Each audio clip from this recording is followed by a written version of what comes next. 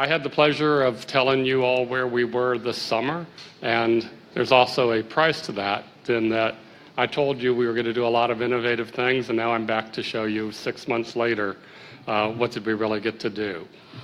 In case you didn't hear it, SBA has been designated as a lighthouse agency by the White House.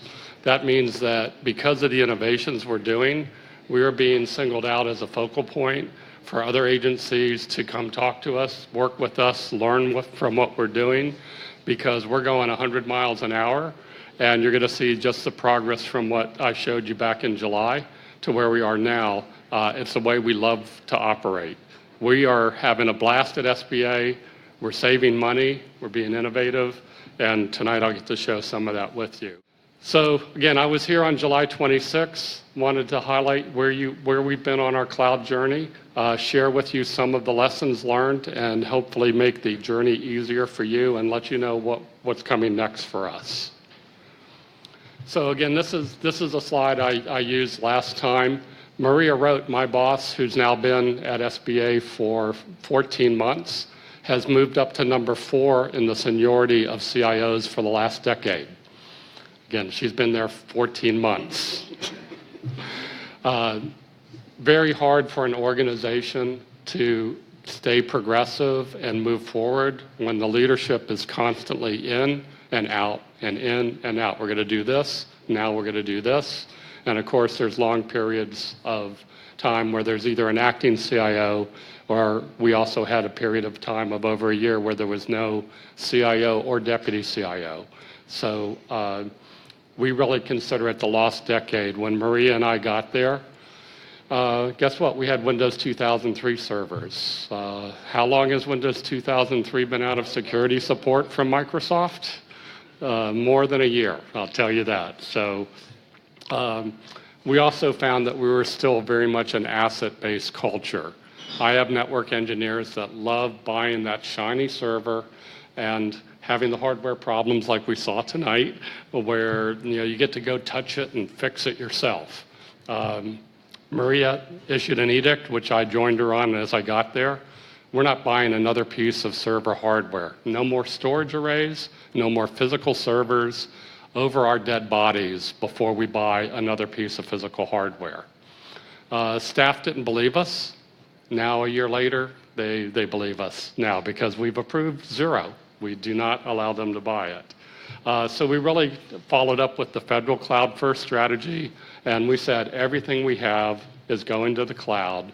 If I had a hammer and a nail here, if it's not nailed down, we're putting it in the cloud. Of course, people said, oh, it's too hard, you can't do it, it's got to be upgraded, we've got to rewrite it.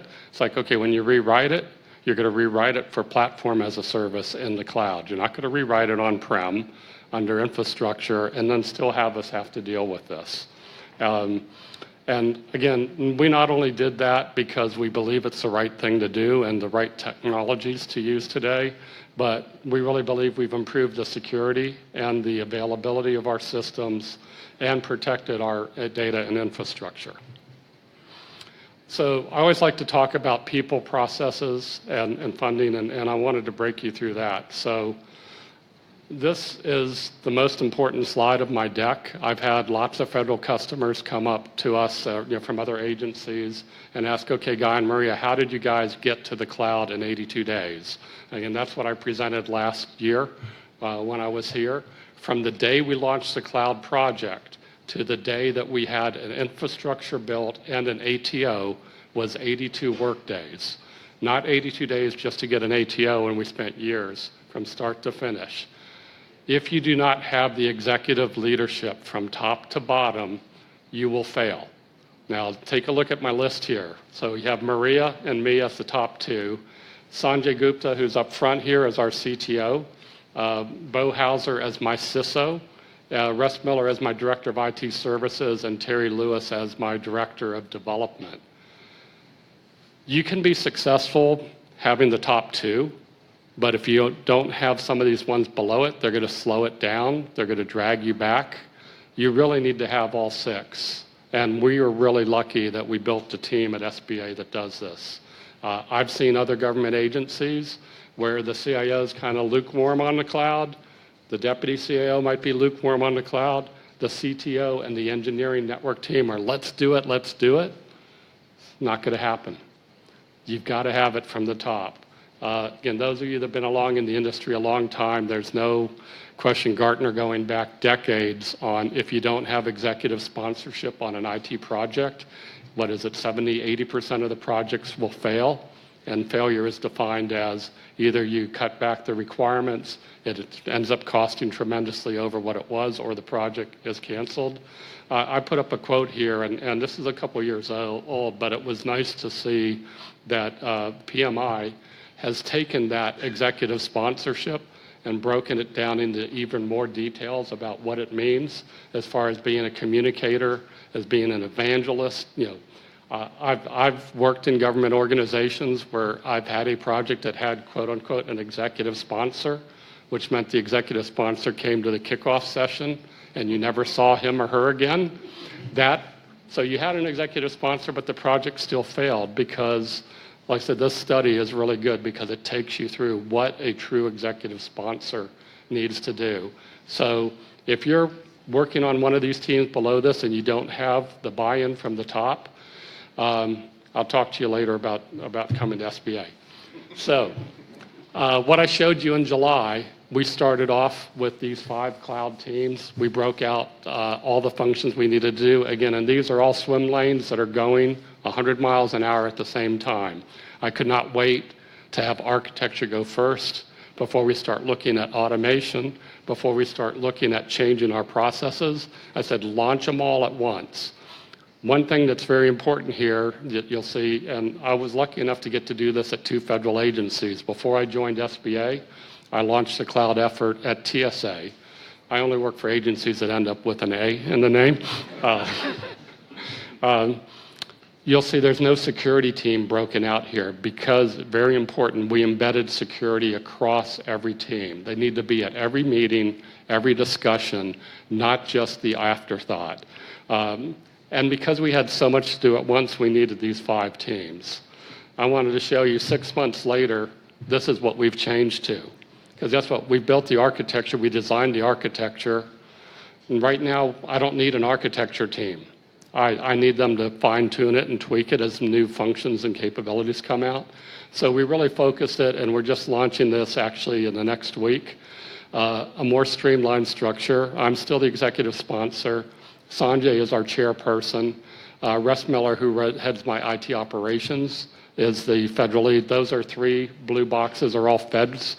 In the green box, I have Jay here, Jay's sitting up front here too as my main contractor lead on this. And we can collapse those teams down to the 3 functions that we're working on.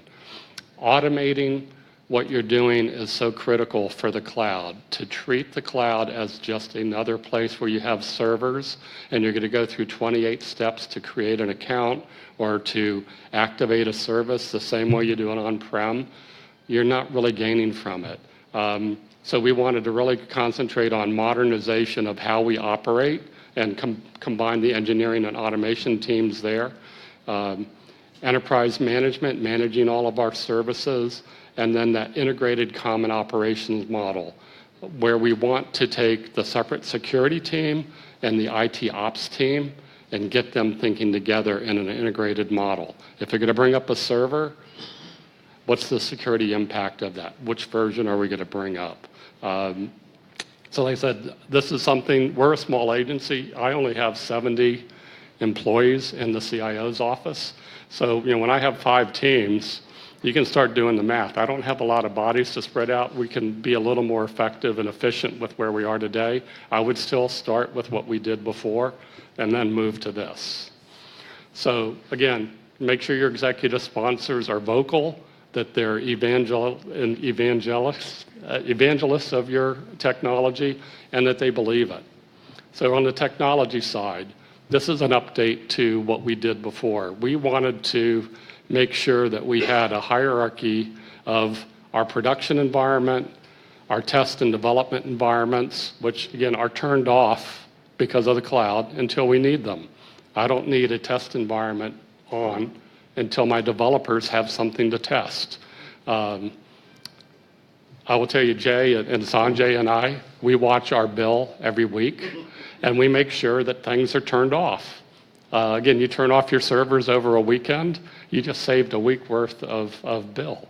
It sounds simple, but it really makes a difference, and we treat every penny like it's out of our pocket. We also wanted to set up these 2 pillars of security and management on the outside, so as we spin up an additional development environment, an additional production environment, those pillars of managing the accounts, managing the access, and securing and monitoring the cloud are constant, so that we don't rebuild those each time. So the middle section can be like an accordion. Depending on how much we need, we'll spin it up, but those outside parts are there the whole time. Again, we worked with a couple of Microsoft Cloud specialists on this architecture.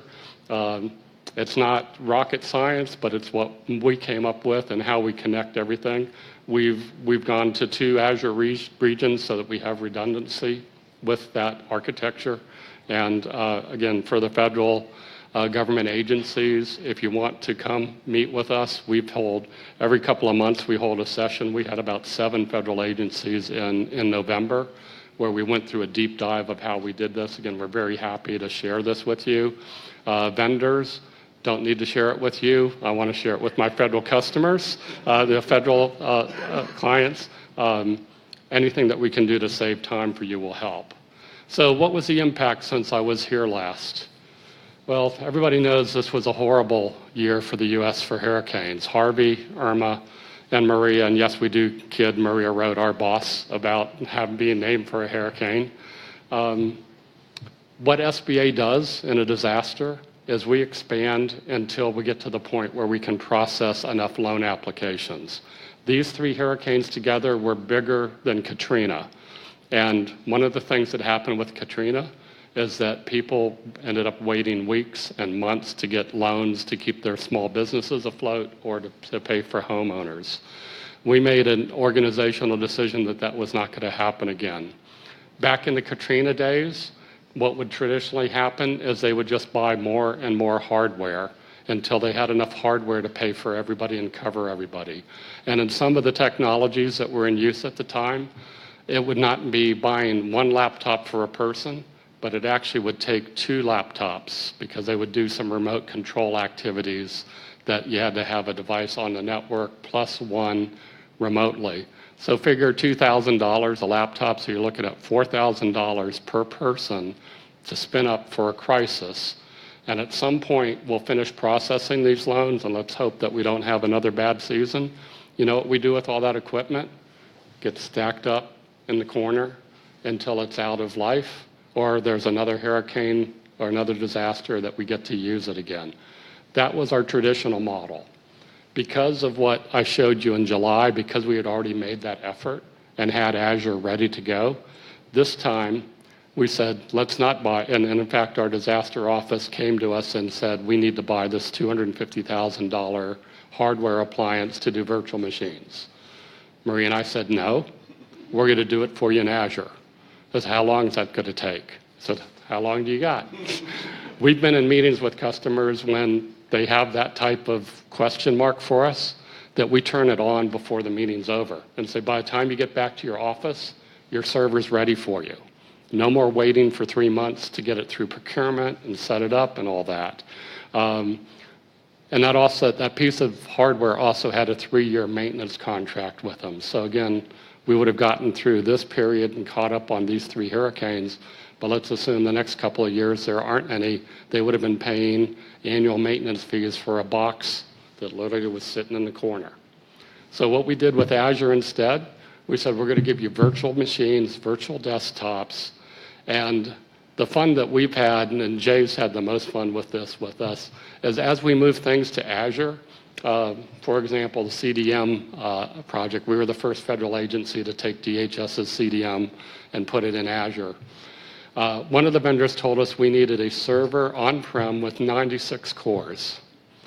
And we're a 3,000 person agency. I mean, I can do the math. That's a lot of cores for an agency that size.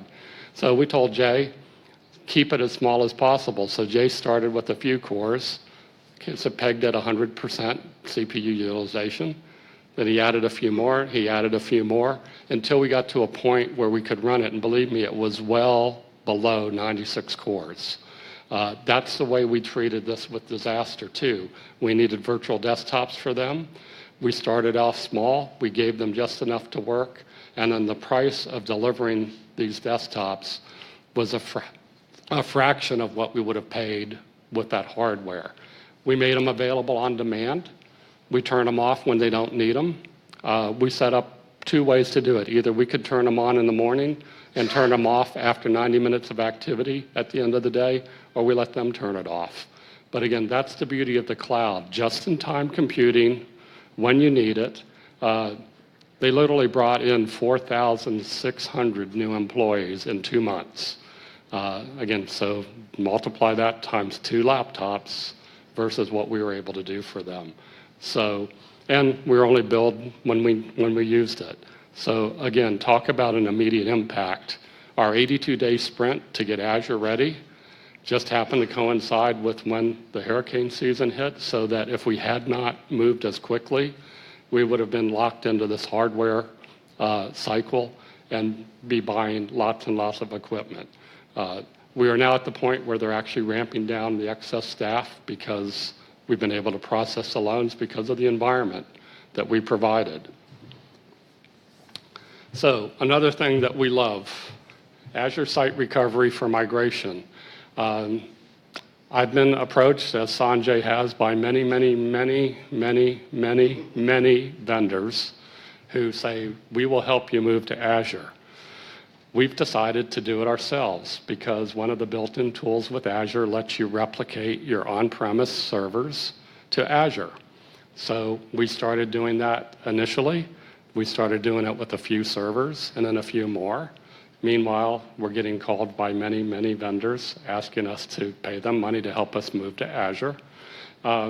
We said, this is great. So after a month or so of this, we got a notice from our building that they were going to cut the power to the building and that we ran a risk of, it was going to be several hours, and we ran the risk that some of our older servers may not start up again when we got power back. So Sanjay asked Jay, would you please make sure that these are replicated to Azure in case the building has a problem? So Jay did that. We went through the power structure. We had things replicated. We didn't tell our customers that we were doing this. They trust us that we're going to give them a computing environment that they can use and that it's secure. So we didn't go tell them, hey, we're going to take care of this in case there's a major failure. And it worked. So we're continuing to look at site recovery.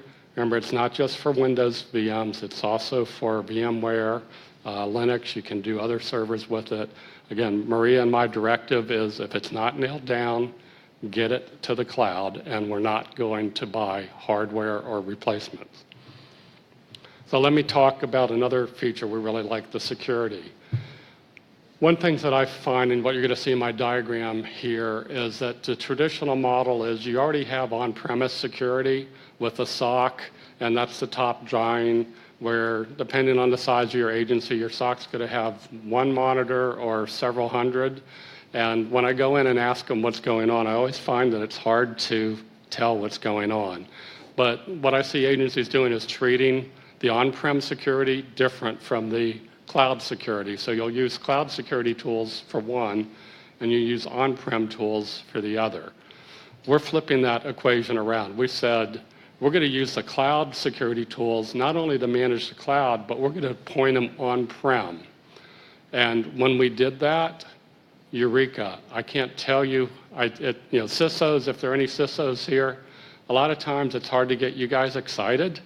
I had my CISO coming down, Guy, you can't believe what I just found. And we were using the Azure security tools to point at our on-premise network. So here's the beauty of that. So you have a nice tile there out of the box.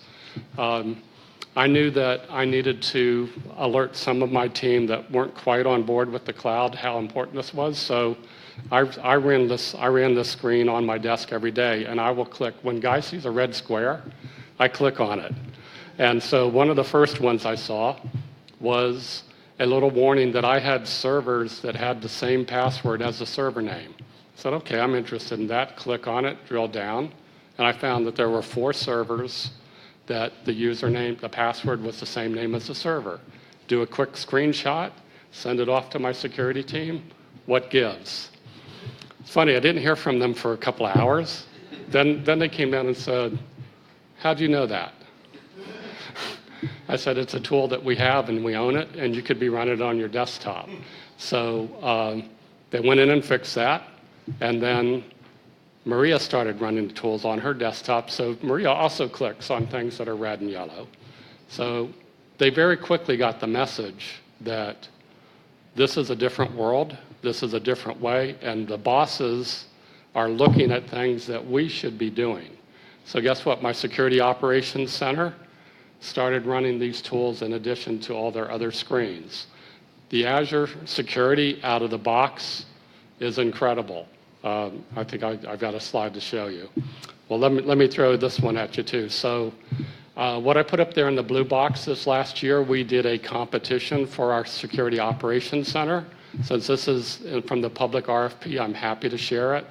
We listed 38 security tools that we asked the bidders to be familiar with because we knew we owned them and we knew we're using some of them, but they better be prepared to handle all of them. It was a published RFP. It's a $9 million a year contract. And when you look at that list, if you take a good look at it, you're going to see, wow, there's like 5 tools that do the same thing that I know out of that list. And then one of the studies I saw was that the average large enterprises uses 75 security tools. Again, going back to the screens that I showed earlier, are you more protected by having 75 security tools that all overlap and in some cases attack each other? Or do you want to have a more consolidated approach? So this is what we've done with Azure Security Center.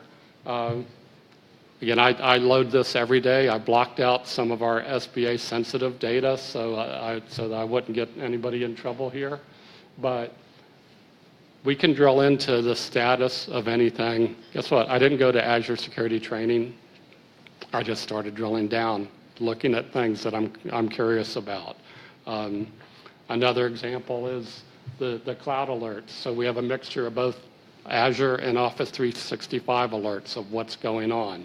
Again, no training, right out of the box, and you're able to do this type of detail. This is, like I said, one of my favorite ones. This is the one where you'll see the top blue box is change passwords that are the same as the login name. So after I did the 4, last week when I was putting this deck together, I said it's time to run it again. There was one new server that had it. So one thing it did for me is it showed me I have either an employee or a contractor who their mode of operation is to put the password in as the same name of the server. So I kicked this over to our security team and they will deal with that education. But again, right out of the box, here's what the issue is with one of our SQL servers.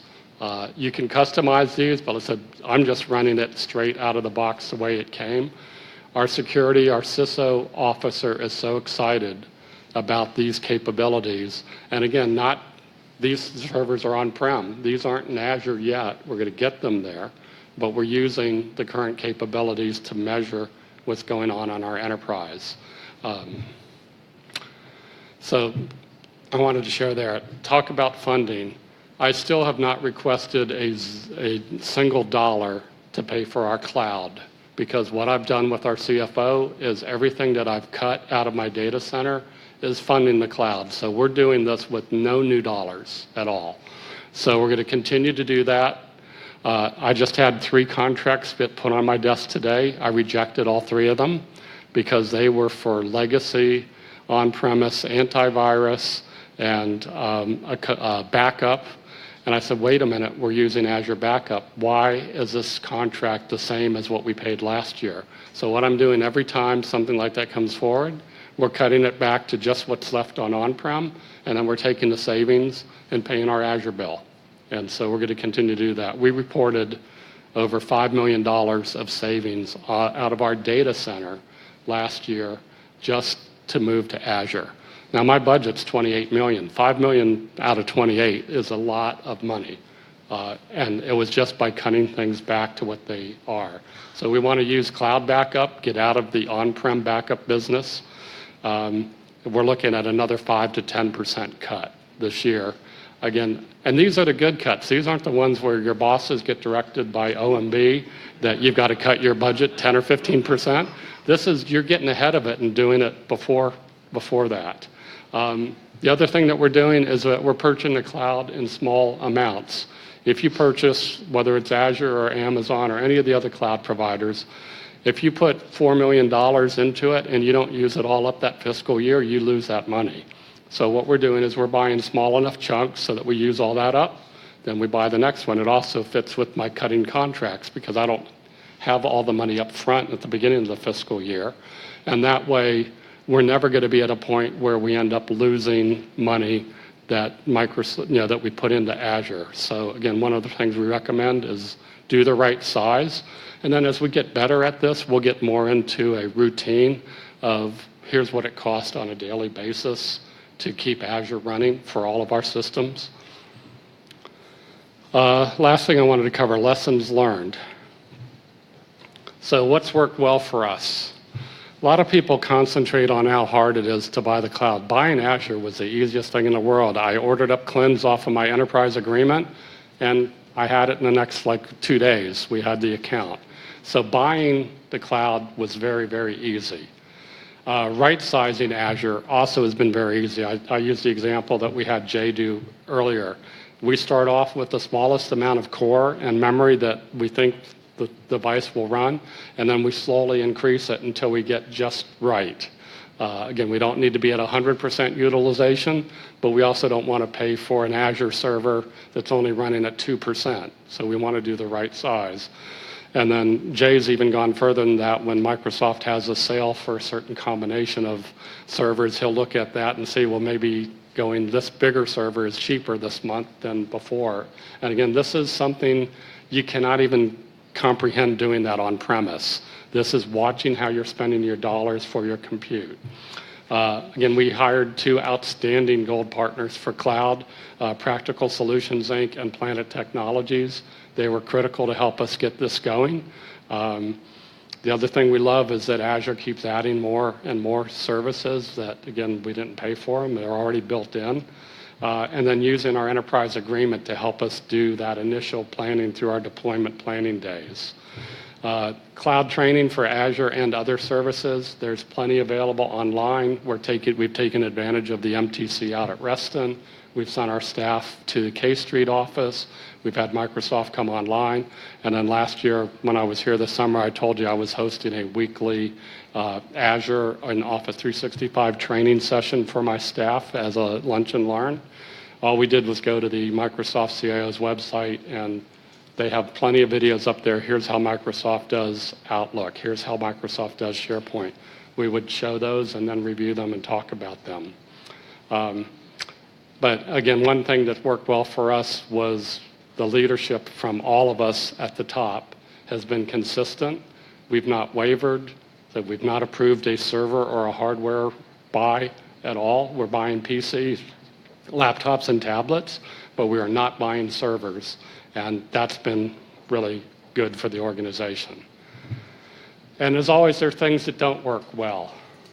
I'd say our most frustrating part is that to connect Azure with a high-speed pipe, and we were on the AT&T network, so we had to go through them, that took longer than anything else that we did. More painful, shouldn't have been. It took months. It delayed a lot of what we wanted to do. It took us over 4 months to get this together.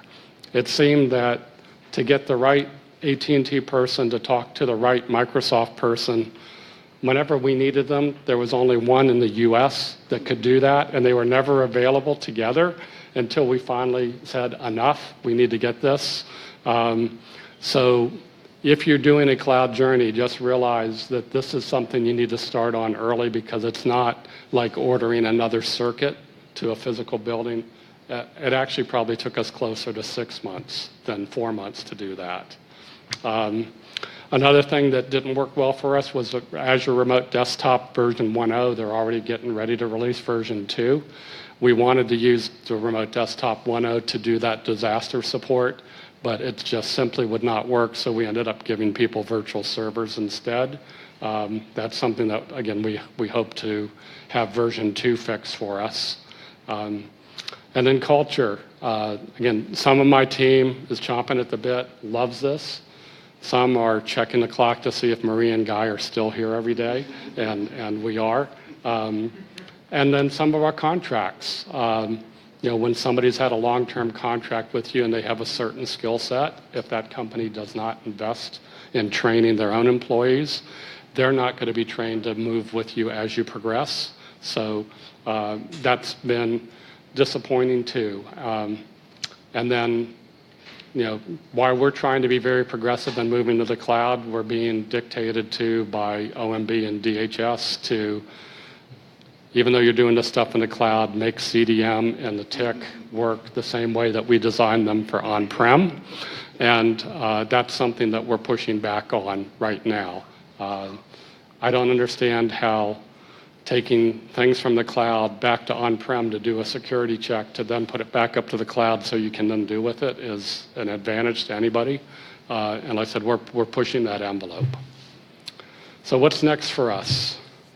Again, now that we've got disaster under control, and like I said, we had to stop what we were doing on our Azure migration, so we lost about 4 or 5 months to make sure that the US citizens were being taken care of with Azure. So we're getting back on to continuing our migration. Obviously, we're doing the easy things, something that's Hyper-V, something that's VMware, something that is a physical on-premise. We're looking at migrating those first. I'm into quantity, not necessarily quality. This is one of the cases where I'd rather move a bunch of easy stuff than try to solve the most difficult problem first. If we need to leave something on premise for another year, but we can move 98%, that's the way we want to go. Don't get bogged down. And I love engineers. Again, I have some engineers that until we can move that hardest server, they don't want to move anything. You got to overrule that. You got to move whatever you can first, take care of the hard stuff later. And then the security tools that are in Azure, like I said, we are really enjoying them both for protecting the cloud and protecting the on-premise data centers. The other changes that occurred since I was here in July, the CISO is new, the IT operations director is new. Like I said, they are totally bought in that this is the right direction to go. We are working to rewrite all of our position descriptions and upgrading the jobs so that people have cloud expertise. In addition to Azure, we're very much into Amazon and Salesforce. So we are rewriting our position descriptions so that the staff has the skills to support all that. And if you like what you heard from me, I have positions open for Azure and Office 365 engineering and operations support. Guy.cavallo@sba.gov. If you want to come work with an innovative agency, we're hiring. And then the bottom line here, we're only doing all of this to help SBA serve its mission. I love the technology. I love not spending money and getting more for it. But the real reason that Sanjay and Jay and I and the rest of my team don't have a problem working 10, 11, 12 hours a day is because we love the mission and what we're delivering. We're not doing this just for technology's sake. We're doing it to help those disaster victims that still don't have electricity after months and months, that are worried about whether they're going to have a business when they restart.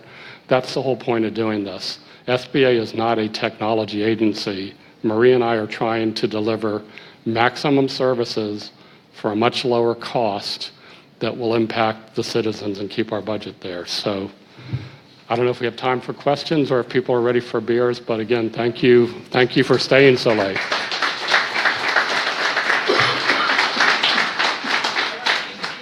I can take a few.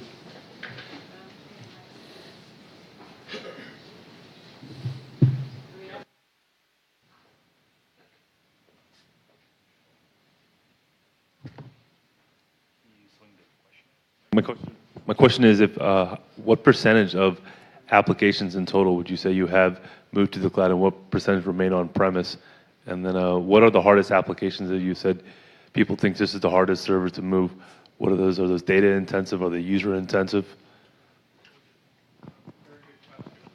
With Azure Site Recovery, you're actually able to harden a server before you move it. So we have about 40 of our apps that are set up that way. So I'd say it's about 20% of our apps. Our goal is to get to 4 racks is all that we have left in the data center. Our data center is probably about the size of this space. We're looking at getting it down to just a corner. I'd say the harder things to move are the things that have legacy embedded file directories built into it on the C drive of a server or things like that that we can't just move without redirecting and recoding some of it. But we're working through that right now. Like I said, right now we're trying to move the easier things. And as long as we keep going, until we hit a roadblock, we're not stopping. And anything that is too hard to move, I'm going to have rewritten in platform or software as a service. So one way or the other. I really look at, we're moving a lot in infrastructure as a service now to get out of the on-prem hardware business. But I really want to get out of the infrastructure business. So I really want to get to platform or software as a service. So I don't have a problem moving something twice, but we're not delaying anything that we're rewriting. This is a good way to motivate your development teams. They'll say, oh, Guy, don't move application X because in 6 months we're going to rewrite it. I'm moving it now because I don't believe they're going to deliver in 6 months. And if they do, so great, then I'll just turn it off. That's the beauty of the cloud. But it gives you some motivation to get them going. We'll take just one more question, and then we'll move to networking. All right.